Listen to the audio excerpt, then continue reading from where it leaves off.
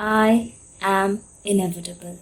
Thanos says with utmost confidence and goes to snap his fingers but can't. Something is blocking the gauntlet. He looks down and sees that the gauntlet was covered in spider webs, restricting the movement of the fingers. Thanos quickly breaks all the webs, but before he can snap his fingers, two more strings of the web were attached to the base of the gauntlet. Thanos, being the all-inevitable that he is, thinks nothing of the two small strands of web, but before he can do anything, the gauntlet is pulled off his hands into the hand of the Spider-Man. What if the battle of Endgame had turned into a different direction by our friendly neighborhood Spider-Man? Dear members of the Fandom family, welcome to the madness of Fandomverse. Today's story is A Snap of the Fingers. It is an Endgame fanfiction, an alternate ending, maybe in an alternate universe. It's written by the fanfiction writer who goes by the name TheBigHeat and narrated by yours truly, Sudeshna Ghosh. Hope you all like it. Let's dive in. Peter somehow, someway gets the gauntlet with all the stones. Strange knew this was possible, but because of Tony's love for the kid, he did not look any further into this outcome. He did not think that it would have been possible, and now he does not know what will come next. Peter is kneeling in front of Thanos, and the effect of the stone, like an electric current, is running up his arm into his body. Peter Quill and his fellow Guardians see what's going on. Peter Quill is immediately taken aback to the Battle of Xandar and remembered how they all shared the impact of the stone. They all give each other a knowing look before running over to the spider ball. They created a barricade, almost cutting Thanos off from the rest. The rest of the Avengers quickly catch on and started joining the line. Tony was the last one to step into place right next to Peter with an arm hung on his shoulder.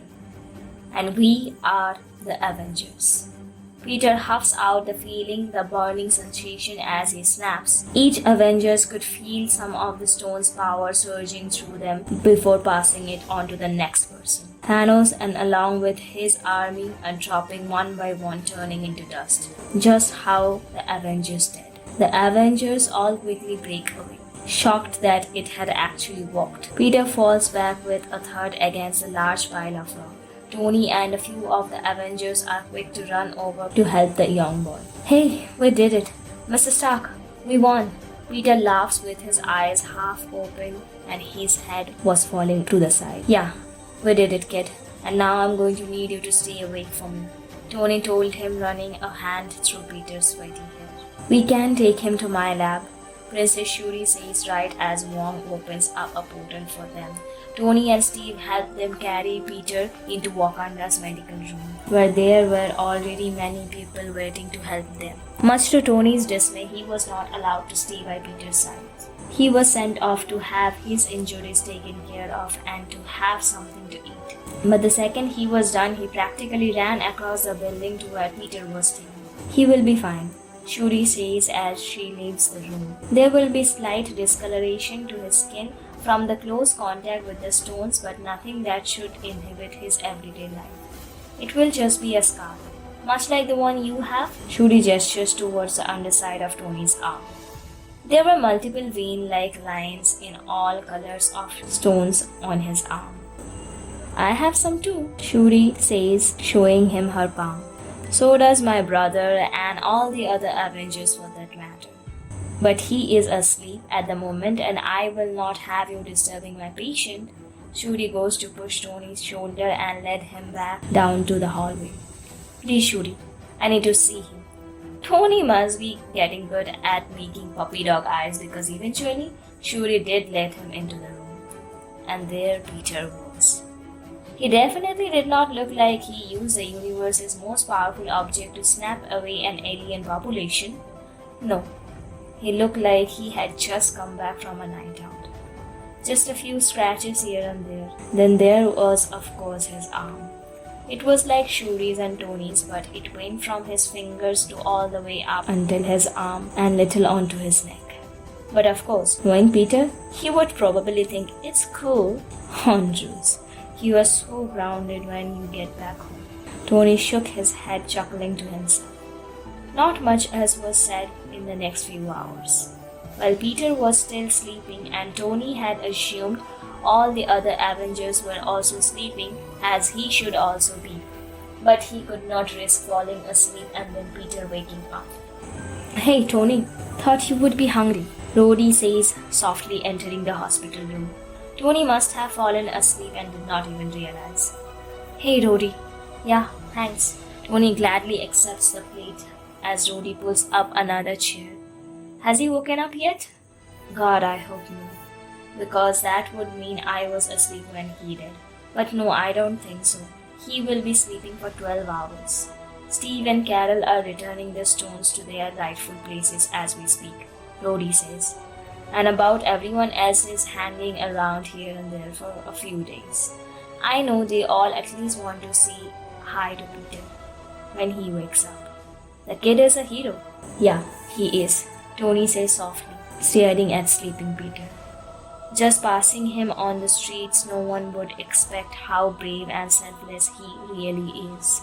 No one would expect him to be the friendly neighborhood Spider-Man, much less an Avenger who saved half of the population.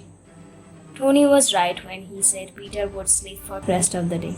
Well, Peter slept until 4 p.m. the next day. Tony, Pepper, and Rhodey were sitting around Peter's bed just talking the day away, waiting for the kid to wake up. The conversation abruptly stopped when they heard a soft groan and the rustle of the bed sheets next to them. Peter tried to lift his head and open his eyes, but was only half successful. Hey, Andrews, take it easy. Tony gently pushed Peter back onto his bed by his shoulder. Oh, hi, Mr. Stark, Peter said with his famous smile, his voice coming back to him a little more. Hey there, kid. How do you feel? Tony asked as he ran a hand through Peter's hair. I feel great, Peter said a little louder than he intended. I feel all floaty and colorful and hungry, very hungry. Your wish is my command, Pete. Rhodey jumps up, practically running out of the room to get him something to eat. Nothing was really said while Rhodey was gone. Peter was just lying on the hospital bed looking up at his adoptive parents with the goofiest grin on his face. What's so funny, Pete? Pepper asked, smiling down at him. Nothing. I just love you guys so much. Peter sniffled. He was crying, and how he is gripping Pepper's and Tony's arms, pressing them against his cheek. We love you too, honey. That's right, Andrews. Rhodey comes rushing in with his arms full of food, only to see the room in tears. Don't worry, no need to cry. I am back. Rhodey cheers, walking in. Hey, Colin, I missed you. Peter is practically trying to get out of the bed to give Rhodey a hug. Peter had visitors constantly in and out of his room. Most of them were the Avengers and some people he did not even know. There was a talking tree at one point. People were constantly thanking him too. At first, he did not know what for. Hey, Mrs. Stark, how come people keep thanking me? Peter asked in one morning. Tony, Steve, Sam, and Nat were visiting that morning. Oh gosh. Well, you did something very brave. Very, very, very brave and very, very stupid. But you ended up saving a lot of people. You remember Thanos and the blip? Peter nods. Well, there was a final battle and Thanos was going to cause the blip again, but you stopped him.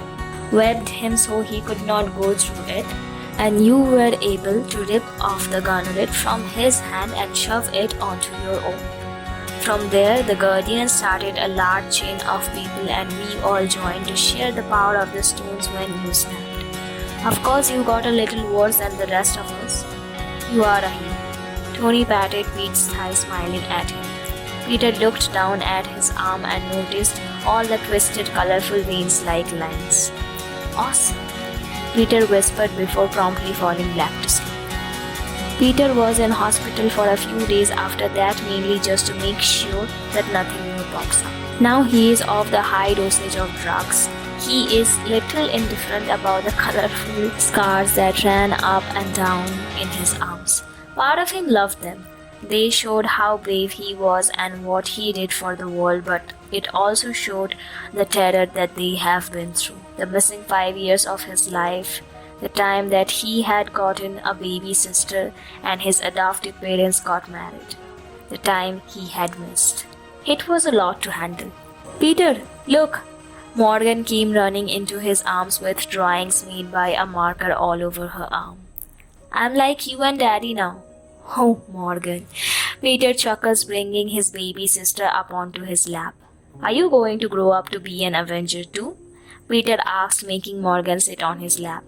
Oh yeah, I'm going to fight all the bad guys too. Morgan bounced happily and Peter just shook his head and laughed. Well, Miss Morgan, in order to save the world, you must endure the most fierce trickling fight ever. Peter poked her in the chest and starts tickling and poking her sides, which causes Morgan to squeal and giggle and try to break free from Peter's grasp. But lucky for him, she just stuck into his arm. What is going on here? Tony asked from the doorway at the side of the two kids. I'm going to be an Avenger, Daddy, Morgan said, happily breaking free from Peter's grasp and ran over to Tony. And I told her in order to get the bad guys down, she has to survive my tickle fights, Peter said with a goofy grin on his face. Life after the final battle was quiet. Most of the Avengers had gone off their separate ways, wanting to be with the family and pick up where they had left off. Peter, Tony, Pepper and Morgan spent most of their times at the lake house now, just enjoying each other's company. Rhodey and Nat find themselves there most weekends as well. Soon after Peter had released from Wakanda's lab, there was a press conference to announce that the threat was no longer there, and the inevitable was faced. Peter's identity was not impossible to hide. Sure, he could wear a long-sleeved shirt, but that did not hide the scars up to his neck. Not to mention the hundreds of people requesting Spider-Man's presence too, so that they could thank him. Thankfully, his newly announced identity was as overbearing as he was expecting, because those who were dusted came back in the middle of the school year.